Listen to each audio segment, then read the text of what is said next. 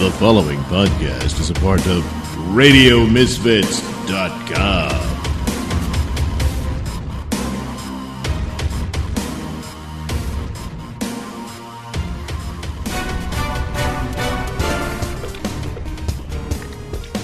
And now it's time for the Mr. Nailsin Show.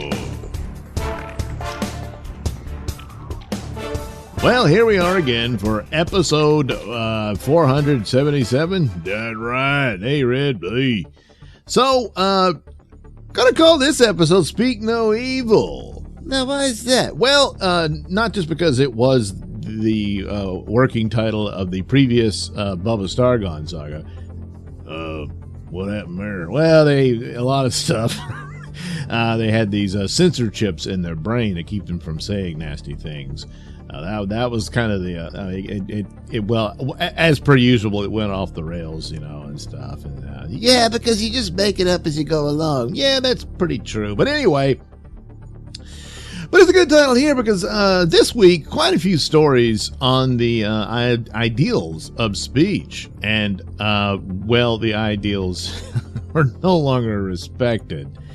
It's just, you gotta carve out a space for people to be safe from hate speech. And, the work continues. Well, across the pond, over in merry old England, or Britain rather, there was this teenage autistic girl who was returned home by the police. Why did they do that? Well, I guess she was out too late. I'm not clear on the details there.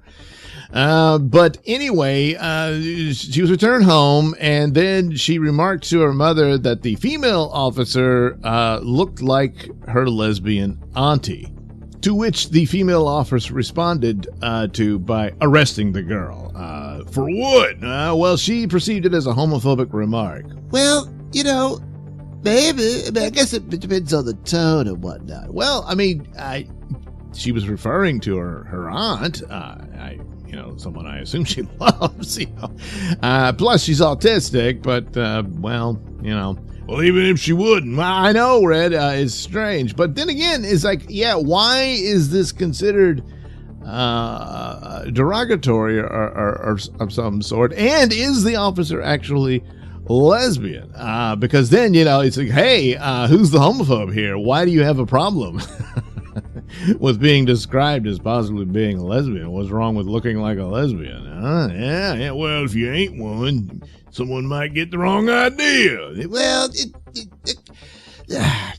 you just don't understand what it's like to have been a part of a marginalized community. So it's their turn to be bigots and crack the whip and all that sort of thing. No, that's not what happened here. It's much ado about nothing except that a young girl's arrested. It's an abuse of authority and power is obviously what it is. But, Britain and Canada have gone way off the deep end in our current strange Orwell meets Alice in Wonderland era. Oh, God. How long before they start that here? Well, they kind of have, Red. What? There's quite a few examples. Not quite there, but getting there. Michigan has a bill on their books that, well, if you're insensitive to one's identity, which by the definitions, if you don't affirm one's chosen pronouns, 5 years in prison. What? Yeah, I'm afraid so. 5 years in prison if you say ma'am to a woman. Because she doesn't identify as a woman. Well, that you got to go and sit for 5 years in prison to think about the horrible crime you've committed. Look, progress is a tough thing, and you gotta. It just shows how much people care and how serious one takes all the cruelties of one's, chosen personhood being denied by the populace. So anyway, you do have to affirm one's fantasies about themselves. Otherwise, 5 years in prison. Meanwhile, a Utah man was shot and killed by the FBI after they stormed his home. Good God, what the hell? Well, he was posting angry memes against Joe Biden. Well, hell, I do that. Well, yeah, but I guess some of them were violent, so, and that is a crime. You can't threaten the president's life, even if you're just kidding. But usually the Secret Service investigates this. A lot of times, it's just some idiot, and then nothing comes of it. But I don't know, maybe they contacted the FBI on this or what have you. Well, I heard he was armed. Yeah, it might have been, but it's just like they're very, very scant on the details, which is concerning because, well, never thought I'd be in the position to question the FBI this seriously, but the things they've been doing. Well, gonna need some other sources to say exactly what happened, so it's all very sad. Well, look, the man made threats, and if he had a weapon, so be it. Well, if they stormed his house, he doesn't know who they are and stuff like that. Doesn't matter. Guns are never the answer. Well, it was their answer. That's different.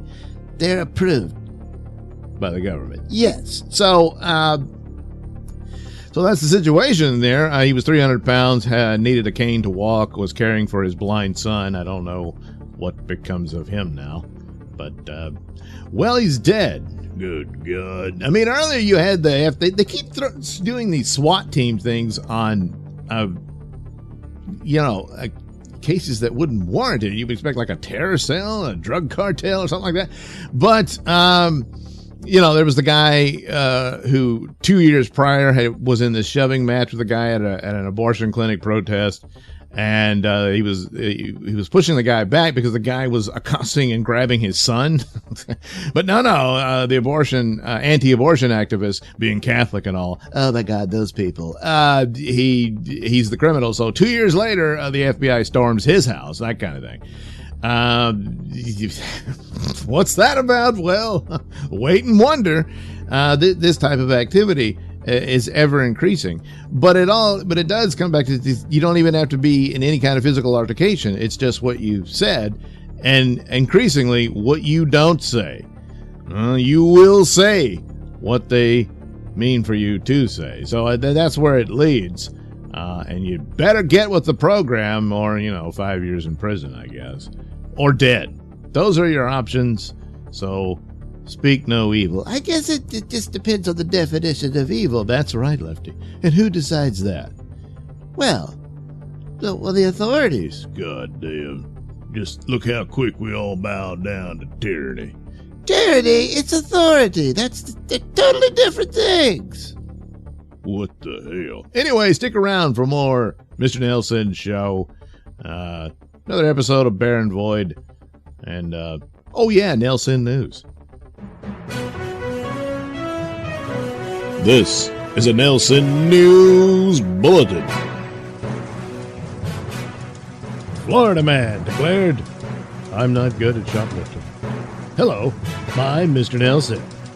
After being caught stealing bicycle accessories from a Walmart, a Florida man reportedly gave police a devastating self-analysis. "I'm not good at shoplifting," said Daniel Kazmar. The 53-year-old's spontaneous admission came following his arrest for swiping a bicycle pump, lock, and inner tube from a Walmart in Largo, a city in the Tampa Bay area. Police say Kazmar parked his bike, which had a flat tire, outside the Walmart before entering the store and stashing items worth $35.88 under his T-shirt. Store security spotted Kazmar in action and alerted police, who arrested the accused thief outside the store. When cops initially contacted Kazmar, he made the following spontaneous statement: "I'm not good at shoplifting." Since his rap sheet includes 2 prior theft convictions, Kazmar was hit with a felony charge. He is locked up in lieu of $2,000, but Kazmar was arrested last month for stealing $20.78 worth of multiple drinks and sandwiches from, again, a Walmart in St. Petersburg. At the time of his arrest, in that case, Kazmar was also charged with possession of fentanyl and drug paraphernalia. I guess he wasn't good at drug trafficking either. This has been a Nailsin News Bulletin.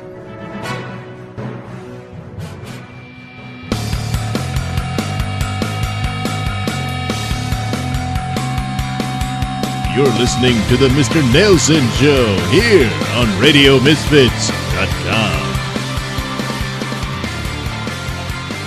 Like the sound of my voice? Yes, you know you do. And you want to hear it in the best way possible. So why not get yourself some headphones and accessories from Tweaked Audio? Key features include 8 colors and styles, mic'd and non-mic'd versions, designed to sound great for music and talk. Noise-reducing design with a lifetime warranty. So head over to tweakedaudio.com and use discount code Mr. Nailsin at checkout for 33% off and free worldwide shipping. That's Mr. Nailsin, MrNailsin. It's not case sensitive, but it is all one word. That's tweakedaudio.com. This is a Nailsin News Bulletin. Florida couple busted for slacks on the beach.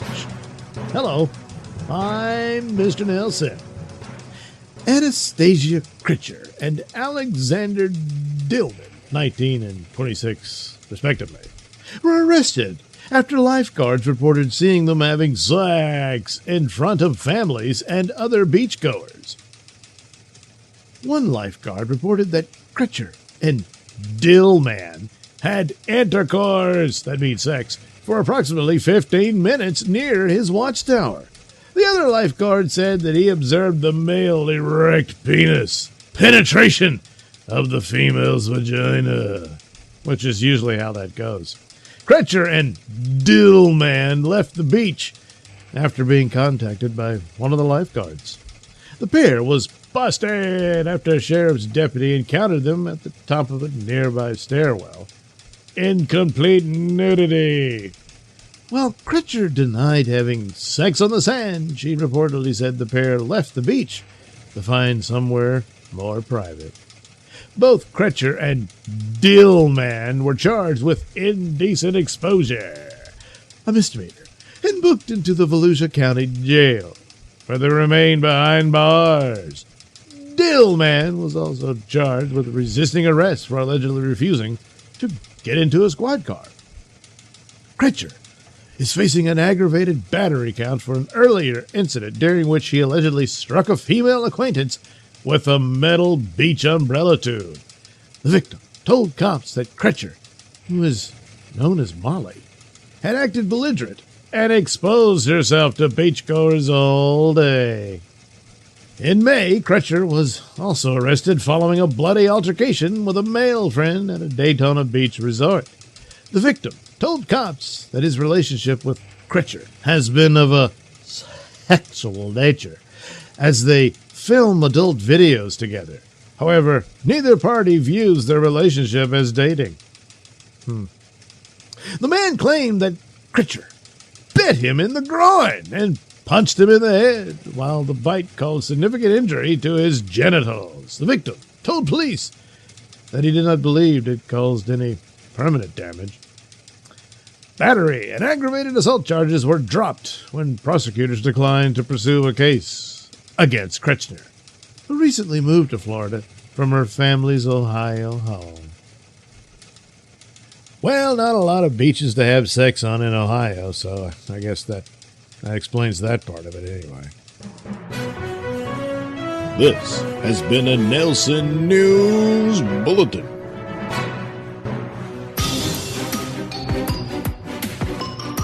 And now it's time for the adventures of the Baron Boy.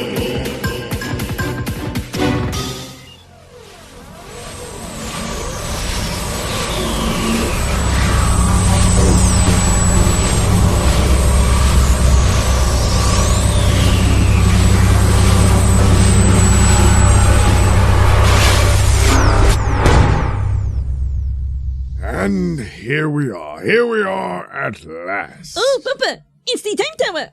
Indeed, Biddy, be it ever so humble, there's No place quite like home. Okay, but are you sure? I mean, the last time we made contact with your lighthouse there, the whole world had been invaded by the think tanks. Yes, Russell. But thanks to my incredible experienced hand, that whole ordeal was, well, quite literally rectified. It never happened now. I mean, we're the only ones who know it did, so it's perfectly fine now. And according to the timetables, we're exactly where... Oh, dear. Oh, no. What now? No, Miss Montgomery. Just a slight glitch is all. A slight glitch ended up getting us being chased by dinosaurs, mutated brain-controlled tanks, and walnut-obsessed demons. Yes, but the glitch in question here is simply we have arrived in your world at more or less the right time, just a little off. How off? Roughly 24 hours. Oh. All right, so we missed a day. That's not too bad. In the past. What? Wait a minute. You mean, 24 hours before we initially left? Precisely, Miss Montgomery. The events that brought us all together won't occur until sometime tomorrow evening. What?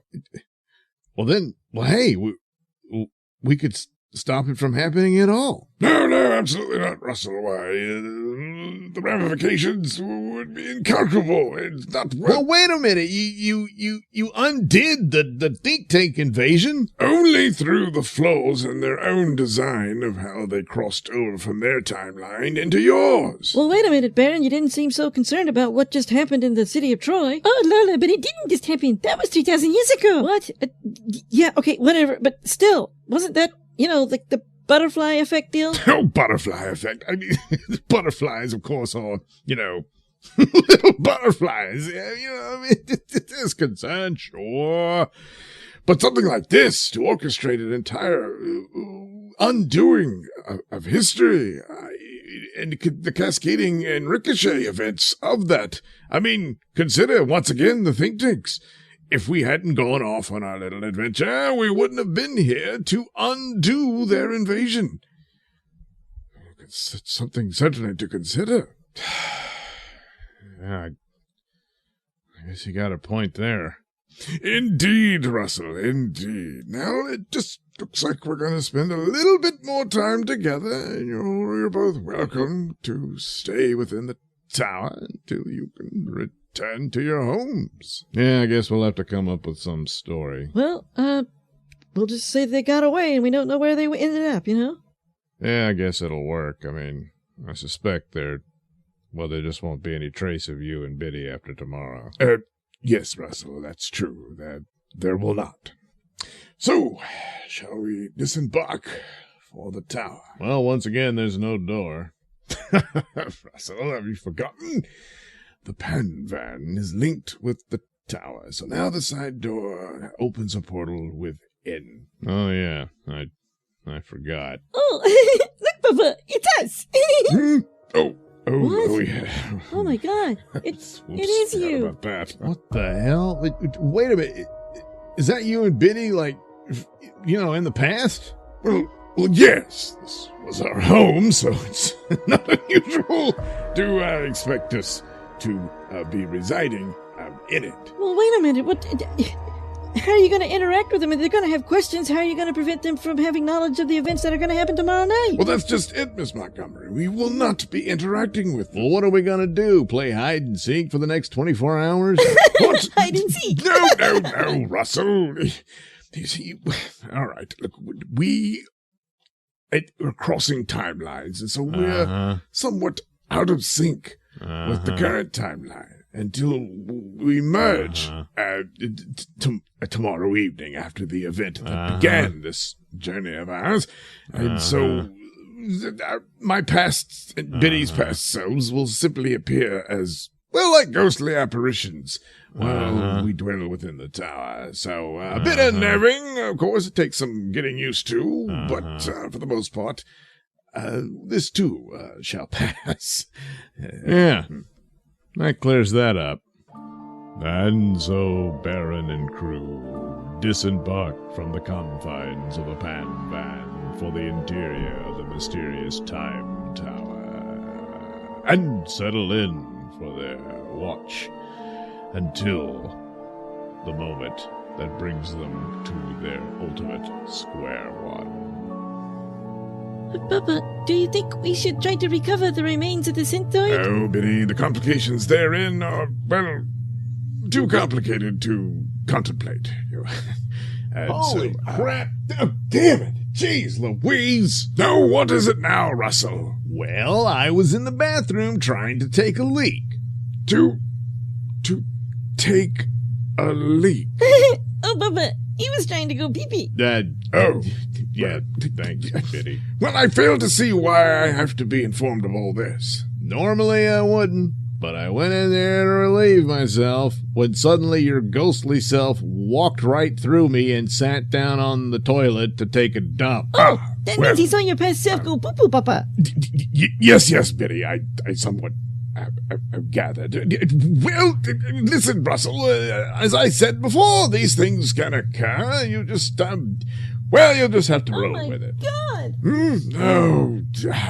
Baron! Look, when nature calls, it calls! What? I just obeyed it like anyone else, and I told you, I warned you this would occur. What are you talking about? Oh, my apparition relieving itself on the toilet in the bathroom. Okay, but I think what's on the television news is far more serious. I mean, everything's messed up. What do you mean? What have we here? And so we go now to the President in a statement over the shocking events occurring now in the Mediterranean.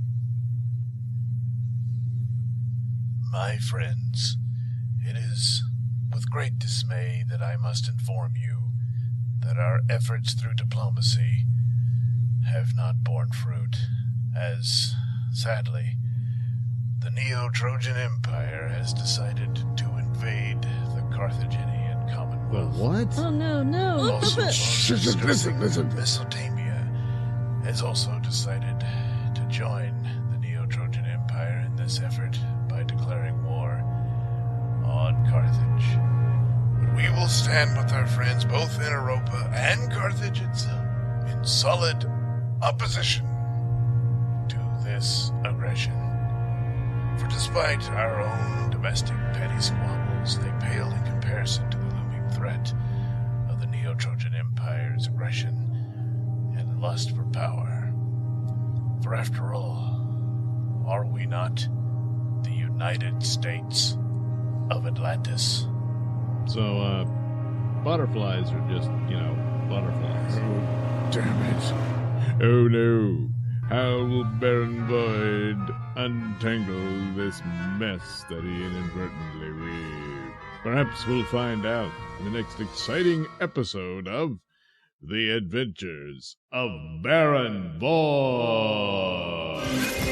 You have been listening to Baron Void, written, produced, and performed by me, Douglas Nailsin. Music comes courtesy of Kevin MacLeod and other public domain sources.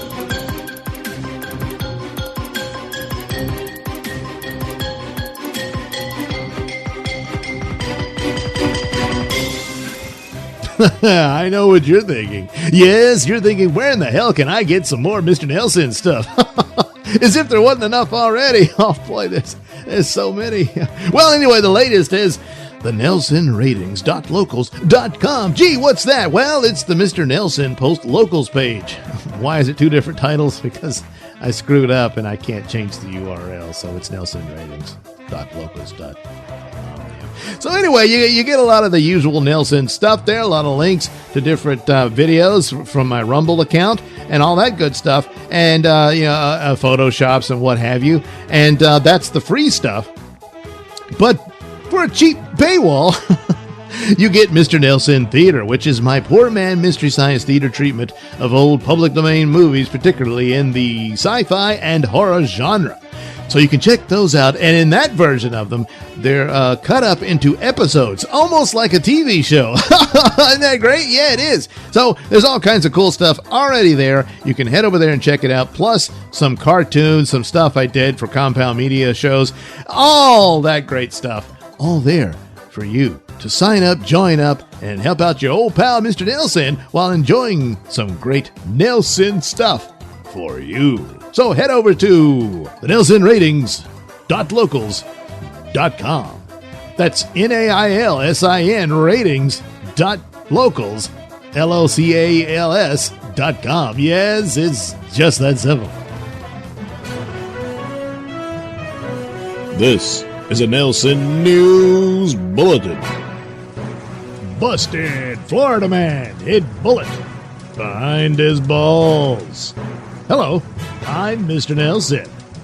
An accused fraudster hid a bullet beneath his testicles, according to jail personnel, who found the live round while conducting a strip search. Police allege that Michael Keanu Brennan, 24, utilized stolen information on a credit card to pay for a $3,000 17-night stay at a vacation home in Indian Rocks Beach, 2 blocks from the Gulf of Mexico. Brennan was arrested at his rental, where police found numerous driver's licenses, checks, social security cards, credit cards, and debit cards in all different names. Brennan admitted to buying an identification off the internet and using it to buy the logic. While being booked into jail, Brennan was warned that additional penalties would apply if he was hiding drugs or contraband.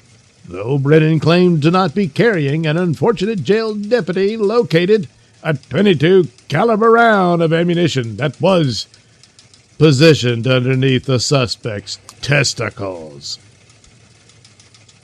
The bullet was collected by a second sheriff's deputy, and it was confirmed that it had not been fired and was still alive.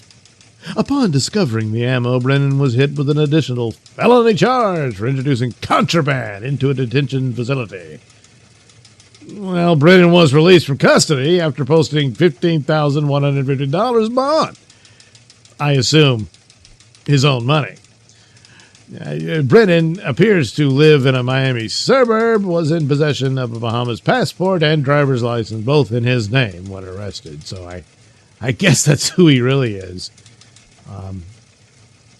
I don't know if they found the passport and driver's license also underneath his balls. This has been a Nailsin News Bulletin.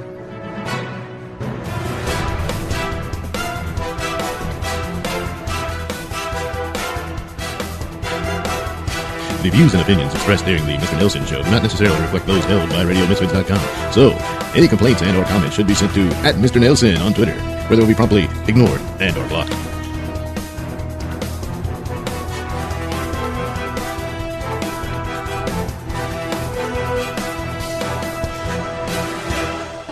She said the word lesbian. Her nana is a lesbian. She's married to a woman. She's not homophobic. Look what you're clenching your fist. Go away from my teenage daughter. She's autistic. I don't care. She's autistic. I know you don't care.